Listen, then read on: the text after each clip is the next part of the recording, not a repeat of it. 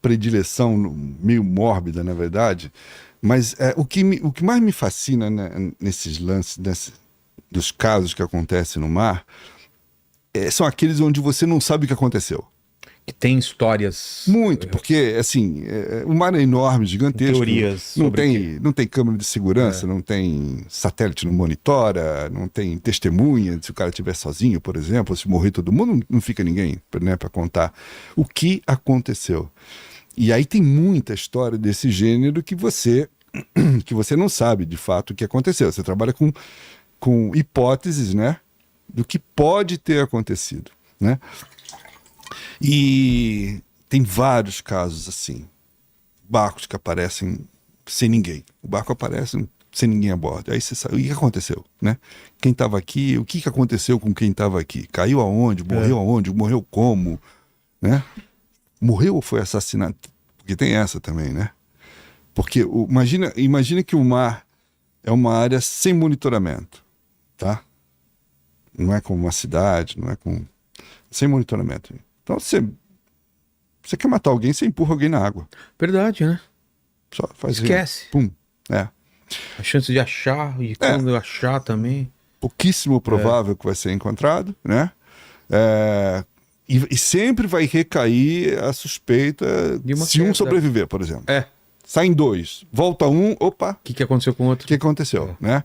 E já aconteceram várias injustiças também por causa disso, porque o cara sobreviveu não porque ele matou o outro, porque o outro morreu porque não aguentou ficar tanto tempo como náufrago, a deriva, tal coisa.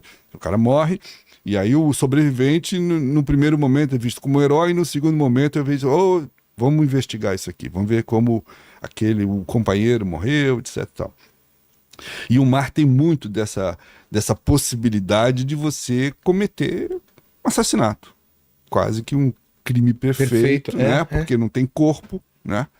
E eu conto algumas histórias nesse livro aqui. Teve um que matou a mãe, cara. E como descobriram? É um americano. É recente, é coisa de 5 a 6 anos atrás. Ele era um desequilibrado, né?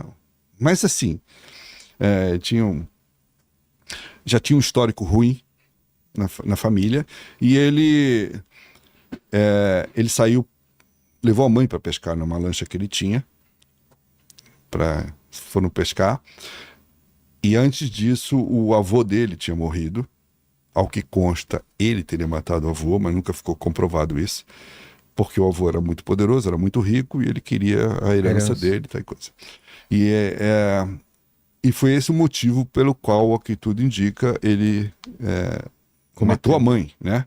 Porque a parte da mãe na herança era maior do que a parte dele. E depois que gastou a parte dele, ele foi em busca do dinheiro da mãe. E aí ele tramou exatamente isso. Ele comprou uma lancha. Depois de um tempo ele mandou fazer uma reforma na lancha, que na verdade ele criou situação propícia para o barco afundar. Fez alterações do barco perigosas, de propósito. E um dia ele saiu com a mãe, supostamente para pescar, e sumiram. O barco sumiu, ele sumiu, a mãe sumiu, mas 7 dias depois, um navio encontrou ele na boia salva-vida, do bote salva-vida da lancha, barco que navega no mar é obrigado a ter balsa, né, salva-vida. E ele estava na balsa salva-vida sozinho, mas estava relativamente bem, o que ficou meio suspeito, né? Porque ele estava uma semana no mar. Uma semana? Ele ficou uma semana no mar. Ele tramou, ele planejou tudo isso de uma maneira para ser o mais factível possível, entendeu? E ele foi encontrado uma semana depois, mas bem, tinha comida, tinha água na balsa, né? E o pessoal ficou meio assim, falou, pô, o cara teve tempo de se preparar tanto assim, né? Tá, mas e cadê a mãe, né? Se você se salvou com a mãe, ele contou que a mãe não conseguiu porque foi de noite, a mãe não conseguiu voltar para a balsa, ele não achou mais a mãe no mar, enfim, a mãe morreu. E chama-se Norman. E aí ele foi interrogado pela polícia. A história era muito esquisita, e logo viram que a história era uma mentira dele. Ele havia programado para a lancha dele afundar junto com a mãe dentro, possivelmente dopou ela, qualquer coisa assim, ou mesmo matou e deixou afundar, porque o corpo não vai aparecer, está num lugar profundo, né? Ninguém vai resgatar o barco. E ele acabou sendo preso, está preso, né? Mas assim, esse foi um caso bizarro, porque o cara matou a própria mãe, né? Mas tem vários casos assim, onde teve um outro caso muito cavernoso, envolvendo um americano também, completamente perturbado, que foi nos anos 70. Esse caso até virou uma série, uma série interessante que está na Amazon Prime, quem quiser ver. Sabe o nome? Se não me engano é Dead in Water, mas eu não sei se está no Brasil já. Tá. Esse caso é assim, ó. Era um cara chamado Dwayne Boston, e ele tinha um veleiro. Estamos falando de 1971, 72. Ele tinha um veleiro e ele andava com os 2 filhos dele, que eram 2 garotos pequenos, tá? A mãe já tinha morrido, né? Depois ficou comprovado que, na verdade, ele teria matado ela, mas enfim.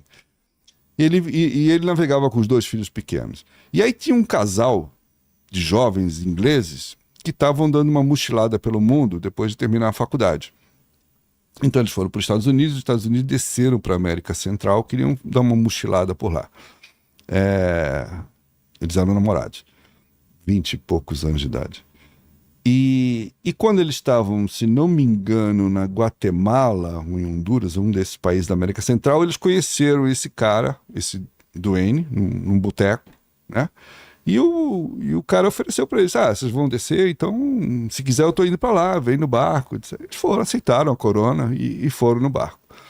E eles ficaram meio chocados, porque o cara era um tirano dentro do barco.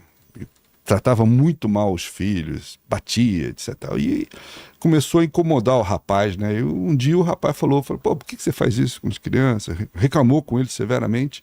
Ele ficou muito irritado, foi dar uma porrada no inglês, o rapaz esquivou e ele se desequilibrou e caiu no mar. Mas tudo bem, caiu ali, o barco estava parado, não era nada, voltou todo molhado, mas com orgulho ferido, né? Já era uma pessoa totalmente desequilibrada e ficou assim enfurecido com a humilhação que ele passou de ter sido quase que jogado na água, né? E aí ele tramou uma vingança, olha que uma mente doentia, ele tramou uma vingança com o casal. Naquela noite ele... Só baixa aqui. Aí. Naquela noite ele prendeu os 2 na cabine, tirou a roupa deles, prendeu eles, amarrou eles e deixou eles a noite inteira presos dentro da cabine, o casal. E os 2 meninos estavam lá. Os 2 meninos viam tudo, né? 2 crianças. Tinham 7, 8 anos, né? Na época, mais ou menos. E quando foi na manhã seguinte, esse Dwayne, ele foi lá e pegou várias peças pesadas que tinham no barco e amarrou o casal e empurrou na água. Nossa. Numa baía que eles estavam, se não me engano, em Honduras, se não me engano, Guatemala, ou Honduras ou Guatemala, não me recordo agora. E empurrou os 2 para a água, os 2 morreram, desceram amarrados, peso, não tem como se livrar, e desapareceram. Como era os anos 70, a comunicação não era muito frequente, a família, a princípio, não estranhou. Sabia que eles estavam fazendo uma mochilada, então não entrava em contato com muita frequência. Mas depois de um tempo, eles estranharam, deram alerta. Um mês e pouco depois, os pescadores da região onde isso aconteceu, que era uma baía, porque o barco estava parado, foram puxar a rede e acharam um corpo. Um dos corpos. Depois de mergulharam, acharam o outro, que estavam juntos, mas não sabiam quem era. Então eles recolheram os corpos, enterraram ali na vila, sim, enterraram. E um padre da região ficou sabendo que havia sido encontrado 2 corpos e que havia sido enterrado. Tá? Tempos depois, a irmã do rapaz que morreu começou a investigar o caso por conta própria. e acabou chegando nesse padre que falou, olha, eu tomei conhecimento disso. Foram lá, exumaram o corpo, comprovaram que era o casal. Mas nisso, o capitão, o Duane, já tinha vazado há muito tempo com os 2 moleques e foi embora. Isso foi em 1970. Esse cara acabou preso em 2015 só. Então ele passou 40 e tantos anos impune, né? Livre.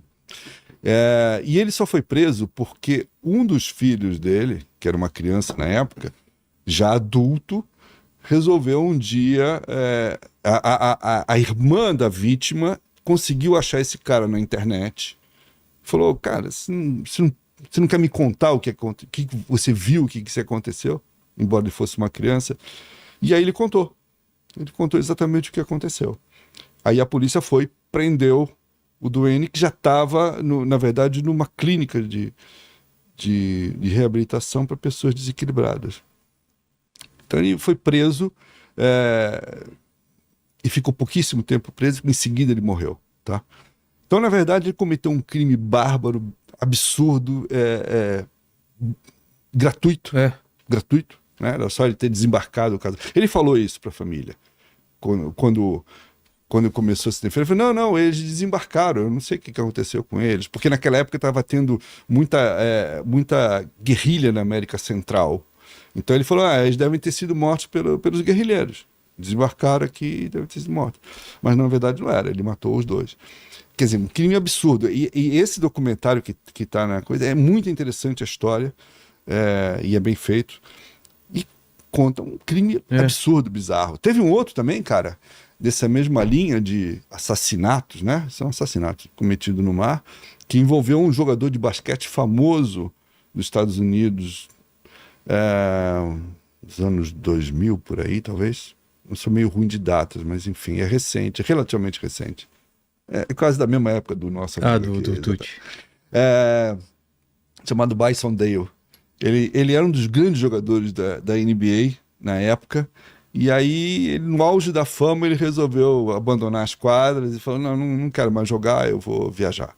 E aí pegou a namorada dele, saiu viajando pelo mundo, e ele, durante uma escala que ele fez no Tahiti, na Polinésia Francesa, ele resolveu comprar um barco. Que ele queria ir do Tahiti para o Havaí, velejando, navegando. Então ele comprou um barco, contratou um capitão para levar o barco, porque não era muita praia dele. Então iria ele, a namorada e o capitão no barco. Só que ele tinha uma família complicada, sabe? Principalmente um irmão dele, era muito complicado, com quem ele não se dava. E pouco antes dele partir da Polinésia, o irmão dele chegou lá. O irmão dele ficou sabendo que ele tinha comprado um barco, ficou sabendo que ele ia fazer uma viagem, o irmão dele apareceu lá e falou, olha, eu quero ir junto. Vamos reatar, né? Quem sabe a gente se entende, une a família numa viagem dessa. E ele ficou meio assim, acabou aceitando. E eles saíram então em 4. Ele, o irmão, a namorada e o capitão. Para fazer essa travessia da Polinésia até o Havaí. Uma semana depois, a família da namorada estranhou porque parou de receber mensagens. Estranhou. A família da namorada, né? E aí deram alerta para guarda costeira, olha, pode ter acontecido alguma coisa, né? Parou de mandar mensagem. Dias depois, o barco onde eles estavam apareceu de volta no Tahiti, em outra marina lá, com outro nome, mas uma coisa meio grosseira, assim, mudou o nome meio, escreveu aqui com canetinha, Sim. né? O barco foi identificado como sendo o mesmo, já com outro nome, e no barco estava só o irmão deles. Só o irmão. E o irmão, a hora que chegou na marina, desembarcou e fugiu, foi embora. Bom, então eles sabiam que o irmão havia sobrevivido e que 3 haviam desaparecido, tinham sido mortos. Passou mais ou menos, acho que 2 ou 3 meses, o gerente do banco onde o Bryson tinha conta fez contato com a família falando, olha, tem um cara aqui com um passaporte dele querendo fazer uma compra volumosa em ouro, etc e tal, e aí eu tô achando estranho, em nome dele. E o irmão tinha ido lá comprar como se fosse para o irmão Sim. que estava desaparecido. E aí acionaram a polícia não agiu imediatamente, permitiu que o cara fosse embora, o banco não atendeu o pedido, mas o cara fugiu, ele estava no Novo México, alguma coisa assim, ele fugiu para a Califórnia, a polícia foi atrás dele, ele estava escondido na casa de uma namorada. O máximo que a polícia encontrou foi a namorada contou a versão que ele falou para a namorada que teria acontecido. Aí ele inventou uma história de que o jogador, o irmão dele, o Bison, teria tido um desentendimento com o capitão do barco e que teria tido uma briga, uma luta corporal e que nisso um caiu na água. Uma história toda sem pé nem cabeça. Ninguém acreditou na história dele. Mas, em suma, ele matou as 3 pessoas. Matou o capitão, matou o irmão e matou a namorada. E ele, quando ele ficou sabendo que a polícia estava atrás dele, ele fugiu para o México. Clássico, né? Um clássico, atravessou a fronteira, foi para o México. De lá ele ligou para a mãe, falou, olha, eu não tenho nada a ver com isso, né? Contou uma história fantasiosa.